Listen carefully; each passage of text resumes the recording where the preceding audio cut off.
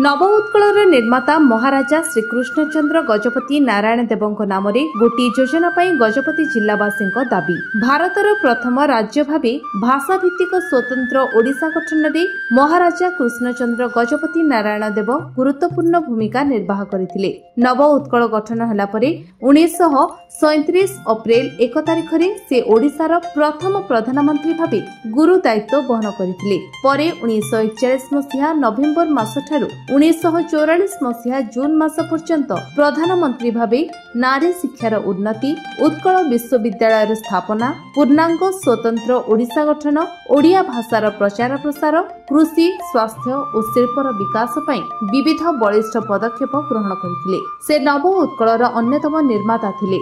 वर्तमान भाषा और संस्कृति सह महाराजा कृष्णचंद्र गजपतिଙ୍କ स्मृति एवं अवदान निजर परिचय खोजिबा स्थिति रे रहिछि। पारला खेमुंडी होछि स्वतंत्र प्रदेशर एन्तुडीशाल। महाराजा कृष्णचंद्र गजपतिଙ୍କ अवदान भाषा और संस्कृति सह महाराजा कृष्णचंद्र गजपतिଙ୍କ स्मृति एवं अवदान निजर परिचय खोजिबा भली स्थिति रे विधानसभा रे मध्य पारला विधायक रूपेश पाणिग्राही मध्य दाबी करिसेंति जे महाराजा कृष्णचंद्र गजपतिଙ୍କ नामरे गोटी योजना हेउ, कारण विभिन्न महापुरुषଙ୍କ नामरे विभिन्न योजना होइछि। मात्र पारला महाराजा कृष्णचंद्र गजपतिଙ୍କ नामरे आज पर्यंत कोनोसी योजना होई नाही। तेनु गोटी योजना करिबा पई गजपति जिल्लावासीଙ୍କ पक्षरु दाबी करिसेंति। एही उत्कल दिवस अवसर रे नव उत्कलर निर्माता महाराजा कृष्णचंद्र गजपतिଙ୍କ नामरे गोटी योजना घोषणा करा जाउ, जहा फल रे प्रजा वत्सल राजा ओडिसावासी हृदय रे रही परिबे। स्पीकर मु आपन जरियारू सरकार पाखे प्रस्ताव एवं दाबी रखा चाहूँगी। उत्कल दिवस अवसर रे आमे चाहूँ नव उत्कलर निर्माता महाराज कृष्णचंद्र गजपति नाम रे गोटे योजना हो, जहा फल समस्त मन रे रहिबे एवं आमे गजपतिवासी उपकृत रहिबे। धन्यवाद। मु विनोद चंद्र जेना जड़े वरिष्ठ नागरिक तथा शिक्षाविद।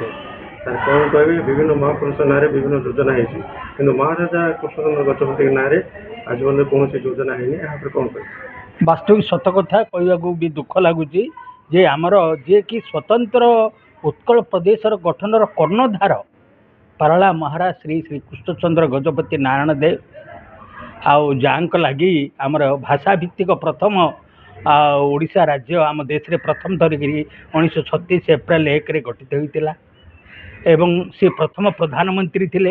प्रधानमंत्री अमल ही से ओडिशार केमती शिक्षा, स्वास्थ्य गमनागमन, जलसेचन विकास हो पार ताहापाई से लगी रही थे एवं ताकू धीरे धीरे आमर से केवल पारला तांको निज शासनांचल देखिले नहीं, निज स्वार्थ देखिले नहीं, ओडिशार केमती सामग्रिक विकास हो पार तापाई मध्य से चेष्टा करथिले, उद्यम करथिले, केतक सफल मध्य होइतिले।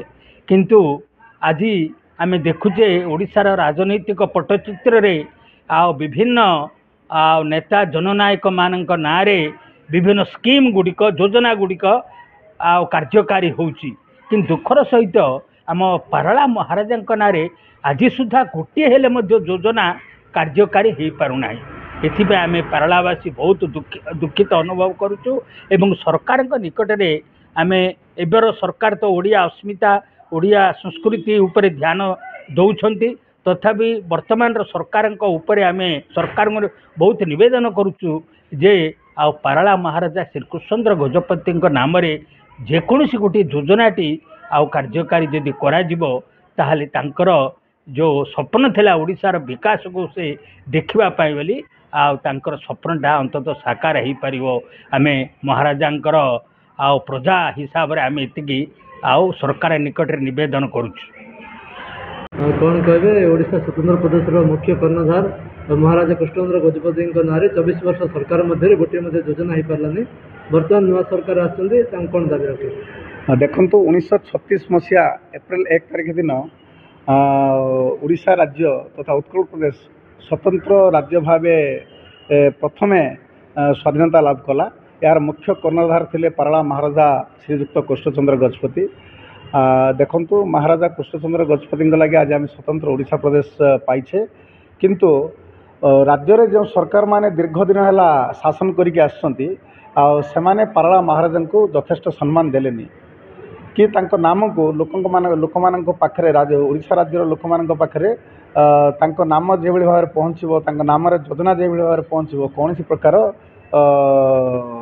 पदक्षेप नेले जहाँफल कि आज आम पारलावासी गजपति जिलावासी घोर दुख प्रकाश करुँ जी कि पारला महाराजा स्वतंत्र ओडिशा प्रदेश गठन कर यथेष्ट सम्मान मिलनी एणु वर्तमान राज्य में जो बीजेपी सरकार चलती केंद्र में जो बीजेपी सरकार चलती आई दुई सरकार को पारलावासी तथा गजपतिवासी तरफ आम अनुरोध करुँ तथा दाबी जनाऊँ यथाशीघ्र पारला महाराजा नाम योजना तैयारी करा जाऊ लोकार्पित करा जाऊ जे भली भाव में पारलावासी तथा गजपतिवासी जे भली भाव में ओडिशावासी पारला महाराजा को सबुबले मन रखिए आपाई बोलिकी मो राज्य सरकार और केंद्र सरकार निकट में अनुरोध कर गजपति रणबल बेहरा रिपोर्ट विश्व विजय न्यूज ओडिशा।